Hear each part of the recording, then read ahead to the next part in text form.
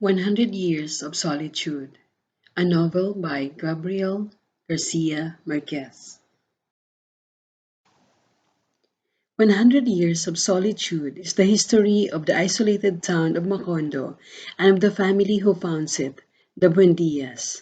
For years, the town has no contact with the outside world, except for gypsies who occasionally visit, peddling technologies like eyes and telescopes.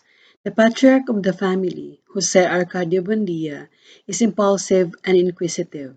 He remains a leader who is also deeply solitary, alienating himself from other men in his obsessive investigations into mysterious matters.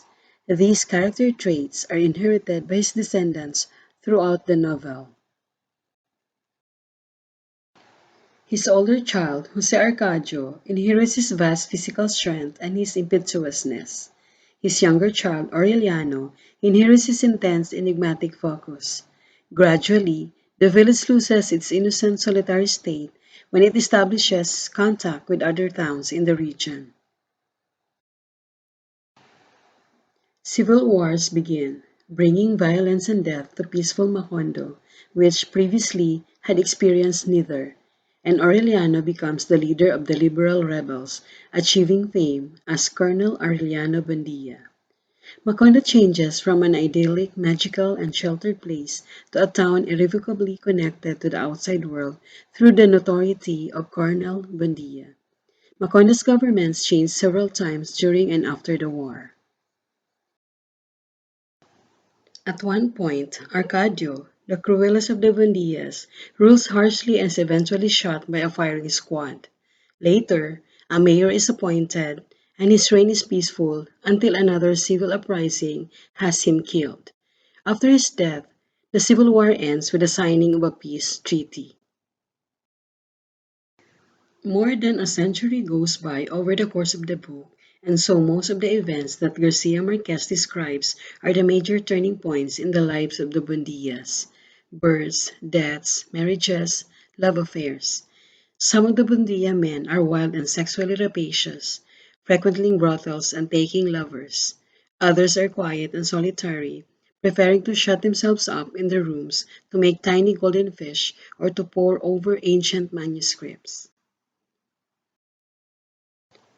The women, too, range from the outrageously outgoing, like Mimi, who once brings home 72 friends from boarding school, to the prim and proper Fernanda del Carpio, who wears a special nightgown with a hole at the crotch when she consummates her marriage with her husband.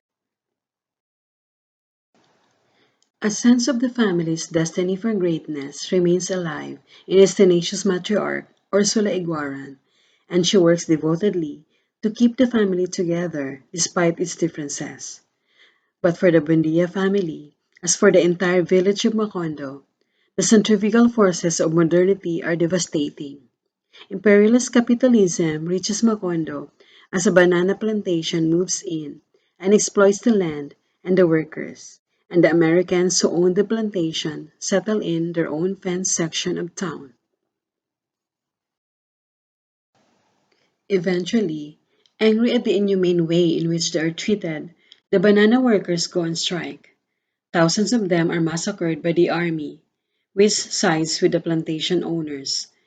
When the bodies have been dumped into the sea, 5 years of ceaseless rain begin, creating a flood that sends Macondo into its final decline.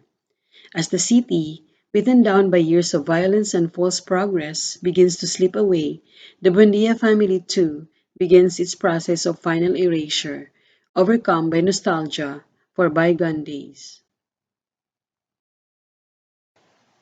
The book ends almost as it began. The village is once again solitary, isolated. The few remaining Buendia family members turn in upon themselves incestuously, alienated from the outside world and doomed to a solitary ending. In the last scene of the book, the last surviving Buendia translates a set of ancient prophecies and finds that all has been predicted, that the village and its inhabitants have merely been living out a preordered cycle, incorporating great beauty and great tragic sadness. The end.